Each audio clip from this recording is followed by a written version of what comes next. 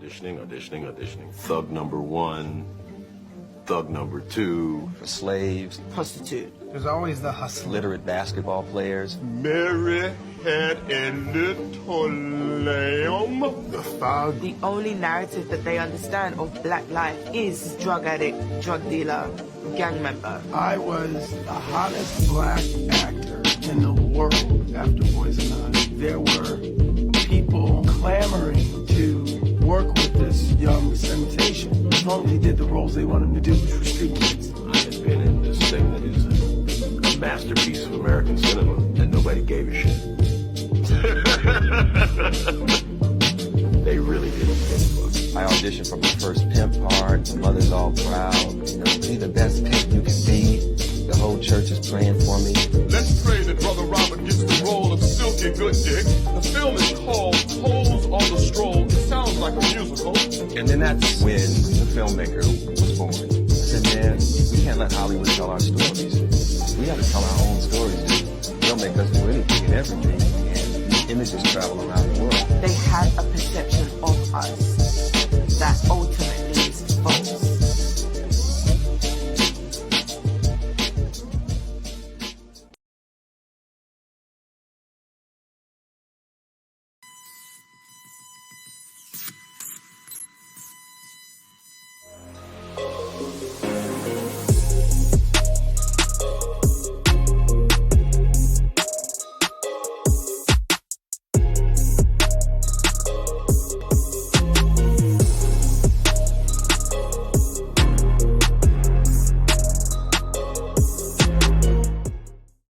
Good morning, good afternoon, and good evening to all my fellow veterans across the board. Hope you guys are doing good. I'm your host, Ronin Martin, back with another one. And shout out to all the veterans across the board. Hope you guys are doing okay. And this Vet Talk is brought to you by A-Game. So, shout out to all the subscribers, both new and old. Hit the notification bell for future videos. And shout out to A-Game Nation. So, what's Ronin talk about today? Today, you see the title is the intro to GynoScience. Now, GynoScience is a practice that's been going on for a good minute, longer than we can understand. But the thing is, like, when it's ran by a lot of chicken heads who mean themselves nor the world no good, because there are solid women out there. But the asylum is ran by the inmates right now. So it leads into this genre, this whole thing about shame, blame, and explain. Well, actually, GynoScience takes two forms. In the shame, blame, and explain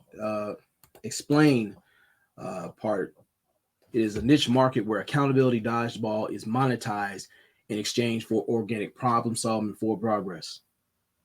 Now, it takes two forms. So I've already covered ashy dick analytics.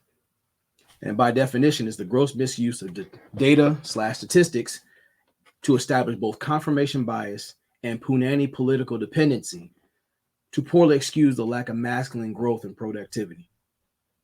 Now, I hope to leave a link so you can check that video out because I go into detail on that, but that was back then. But today, I got to talk about another version of accountability dodgeball or shame, blame, and explain.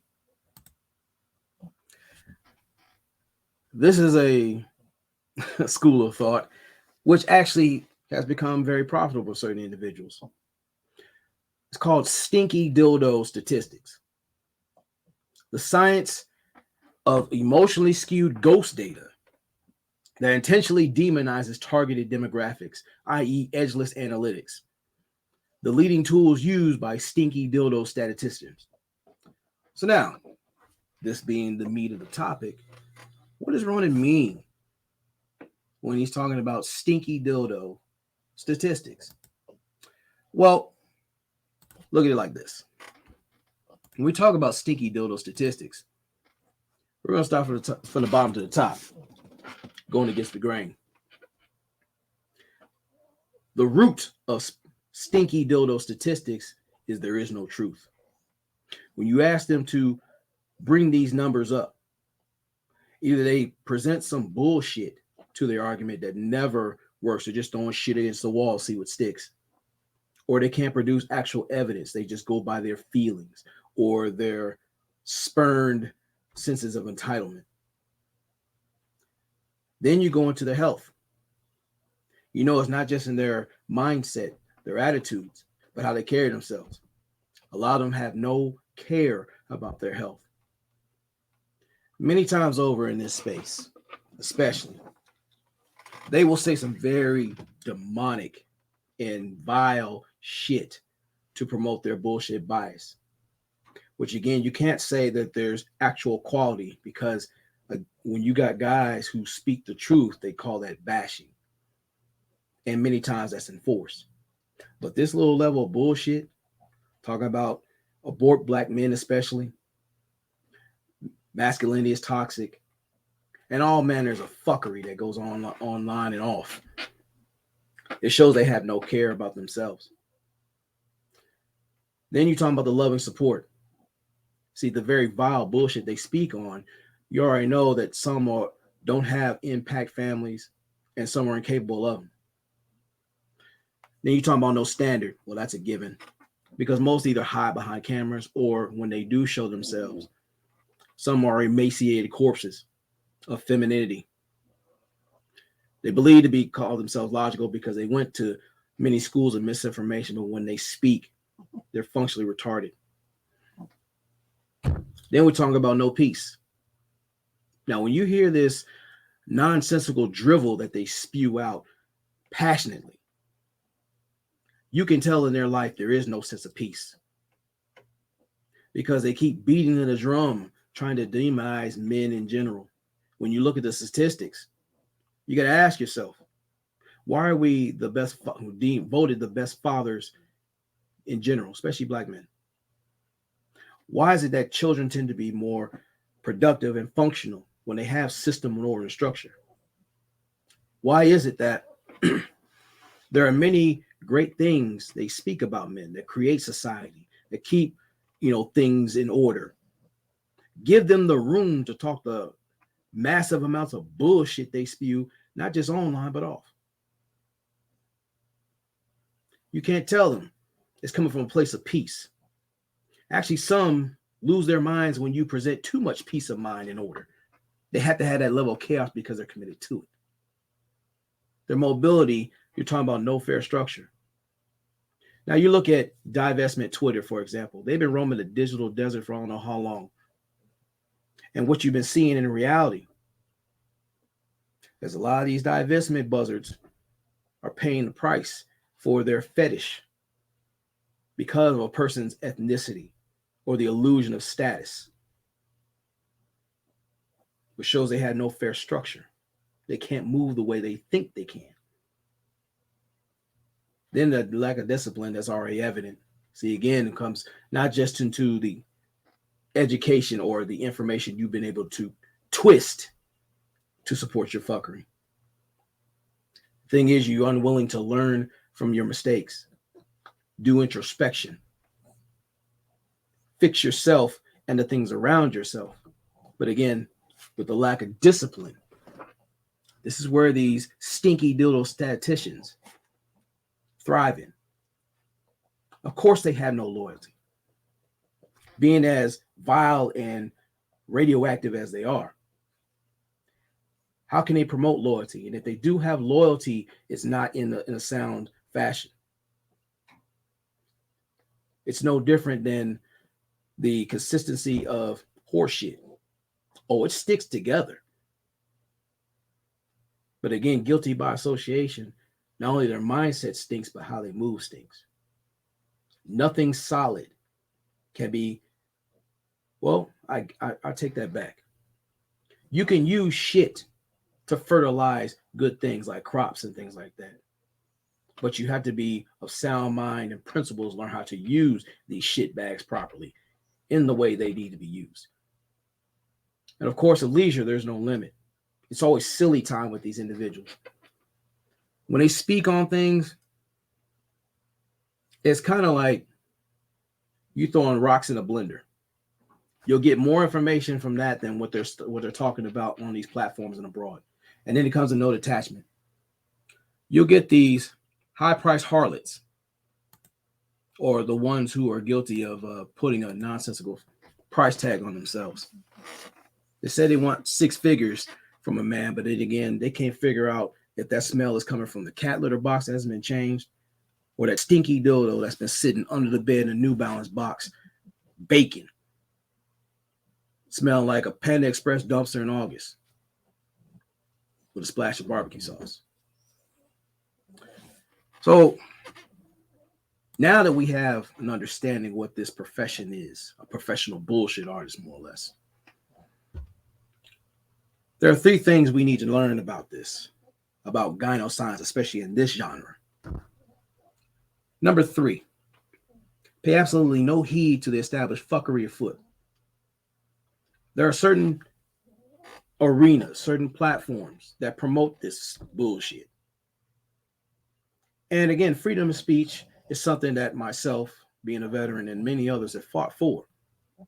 But see, you also have the freedom to let them keep their bullshit away from your vicinity, out of earshot. This is where you apply your faculties in a proper fashion, which leads to number 2. Proper use of your common sense, intuition, and foresight as self-defense mechanisms. Thing is, and I'll say this again consistently, it always takes a pussy to expose and control one.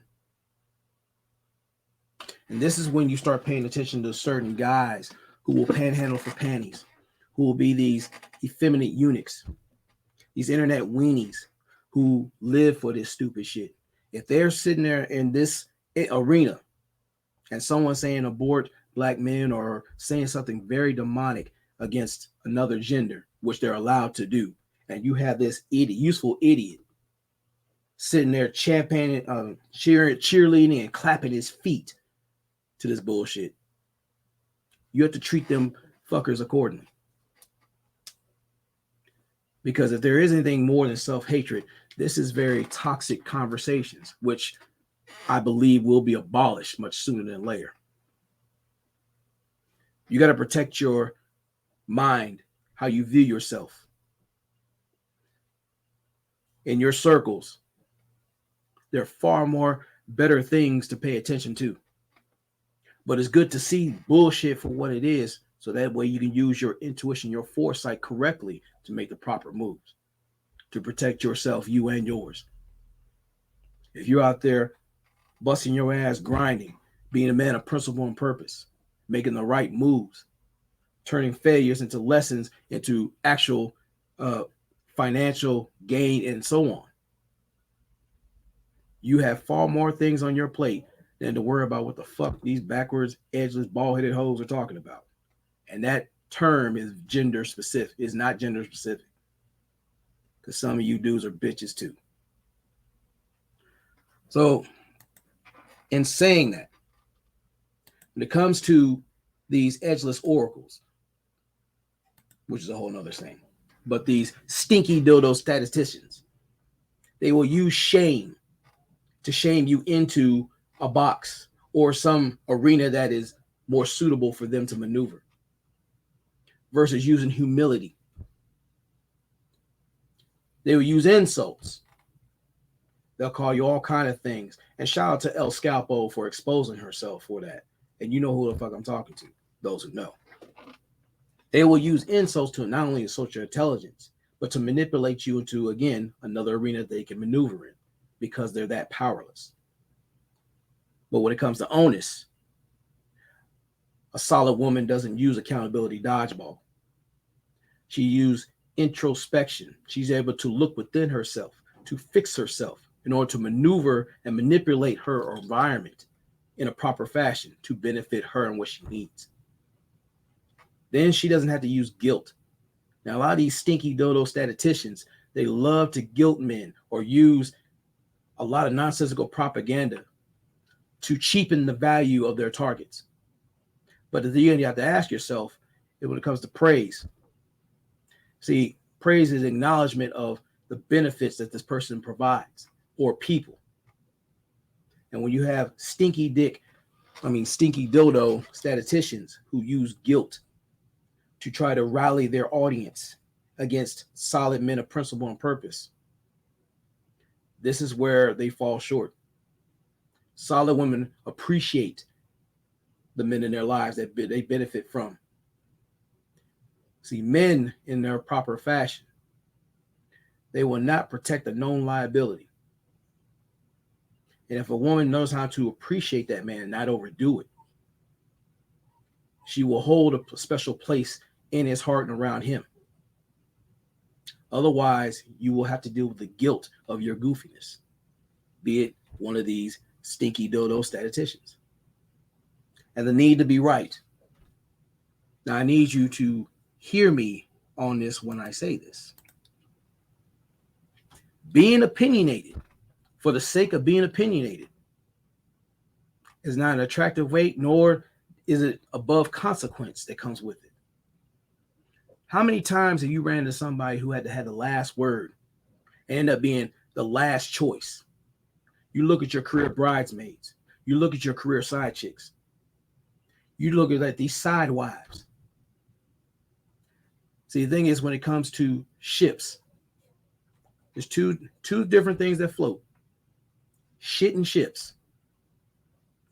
When it comes down to it, it's about the material that's made. When you got a ship and a solid captain that knows the direction and knows how to navigate, it'll navigate those storms. But a captain can't do it by himself. He needs a crew. And he understands that those storms will come. There are dangers in moving forward. But when you got a solid crew, you will get to that destination come hell or high water. But when it comes to shit has a very short lifetime. And these stinky dildo statisticians, they live lies. They speak lies. Hell, they even lay with lies. A relationship is exactly what it is. You're always finding shit to complain about. Finding shit to use to fling at your so-called target. Can't call them partner. And always in some shit. But mainly, they always need that diet of shit. Because anything of substance, they cannot digest. Being told about themselves. Realizing that their angst and their intentional prejudice doesn't mean up to shit. So that's why they're mired in mediocrity and doing what they do. We always talk about quality over quantity.